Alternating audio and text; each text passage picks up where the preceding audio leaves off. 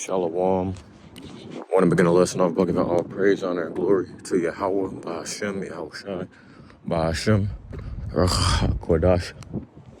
Double honors unto the apostles and the elder bishops at Great Millstone who taught me this truth through the spirit and the power of Yahweh, Ba'ashem, Yahushai. Peace and salutations to the brothers out there pushing this truth, the 100% truth out there on the highways and the byways, the Akim, as well as you few sisters out there listening and learning, the Akwa to you. Also, I say Shalom. It is your brother, back with another lesson through the spirit.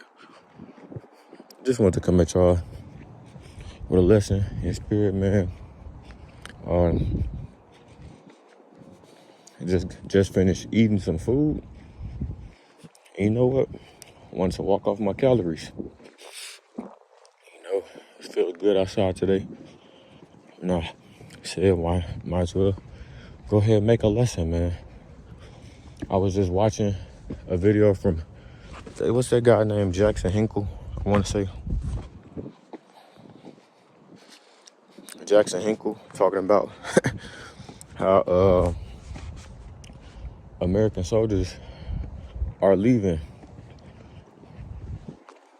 They're leaving that region over there in Western Asia. They're leaving from some of those countries over there. Not necessarily like Iran, but they've come to find that, that military presence over there is too much for them. They're trying to depart and get out the way, man. So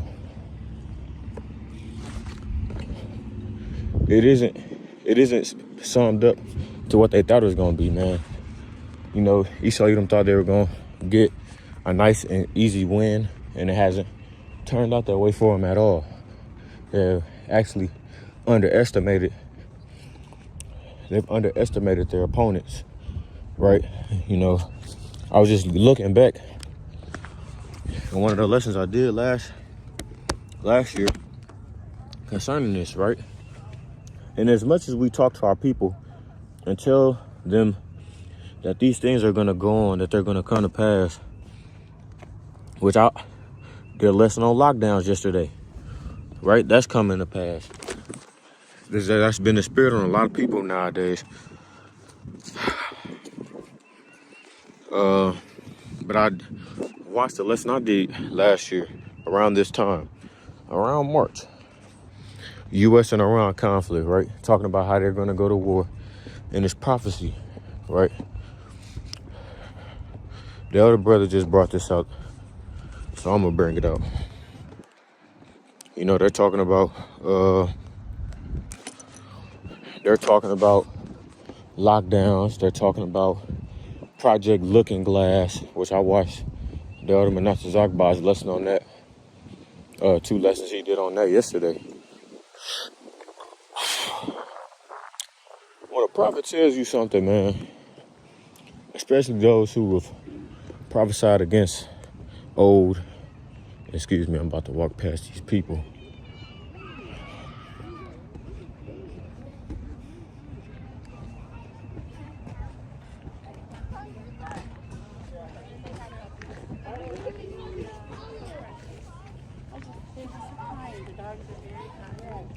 When you have prophets, when the Lord sends down messengers, it's probably best that you listen to them, especially looking at the history of prophets and the fact that they prophesied against many kingdoms and a downfall of lots of kingdoms throughout history.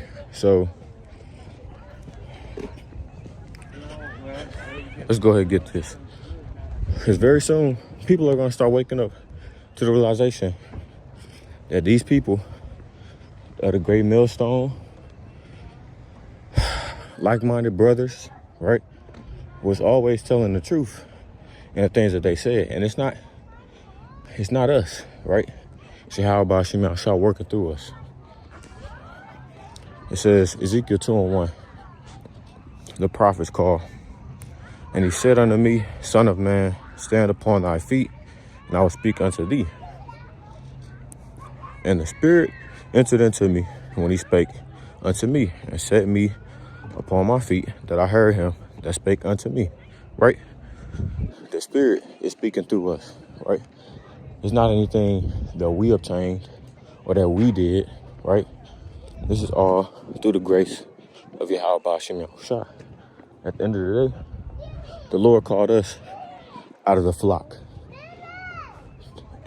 and blessed us with the wisdom, knowledge, and understanding to prophesy to the whole elect of Israel. It's not anything that we did or anything that we could take credit for, right? The truth was spoken to us. We woke up, it made sense to us, and we put our hand to the plow, right? The Lord put the Spirit on us to put our hand to the plow. So that's what we did. That's just what we did.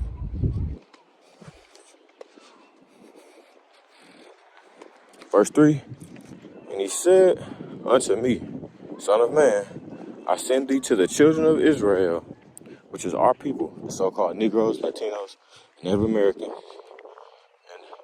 Israelite foreigners who are among the heathen that may have the appearance of the heathen, right? Like the elder Malcolm always says, it's not a black thing, has nothing to do with skin color, yet people want to make it about skin color. Has nothing to do with skin color. Israelite foreigners alike.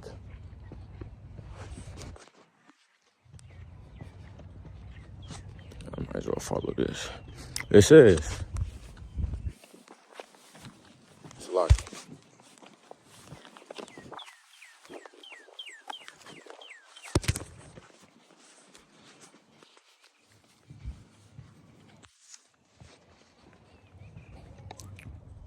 verse 4, Shalaki, verse 3. And he said unto me, Son of man, I send thee to the children of Israel, to a rebellious nation, that hath rebelled against me. They and their fathers have transgressed against me, even unto this very day. It says, for they are impudent children and stiff-hearted. Our people choose not to listen when we tell them that these things are about to come to pass on the earth and take place and unfold. They think everything is a game. They think it's not going to happen in our lifetime, right? They think, oh, I've been saying this for years, so it's not going to never happen. As I just told y'all, I spoke on U.S. versus Iran roughly 11 months ago, almost a year ago, saying that these two nations, these two countries, were going to go to war with each other. And what happened? Not even a year later, the United States, Donald Trump struck Iran, like I said. And like other brothers have said for years, it came to pass and it happened, right? The Lord is not slack concerning his promise, as other men count slackness. Though it tarry, wait on it, because it will not tarry, right? The Lord said he's going to do something, so the Lord's going to do it. Doesn't matter how long it takes. If he says it's going to happen, it's going to happen. So just because it don't happen on your watch, don't mean it's not going to never happen. Right? You just have to be patient. So the fact that I said this, I made a lesson on it, amongst other lessons I made 11 months ago. Donald Trump going to strike Iran. If I told people that last year, oh, that ain't going to happen. I ain't trying to hear that shit. Then it happened. What that mean? Oh, okay. For there are impudent children and stiff-hearted. I do send thee unto them, and thou shalt say unto them, thus saith the Lord, Yahweh. And they, whether they will hear or whether they will forbear, for they are a rebellious house, yes shall I know that there have been a prophet among them, right?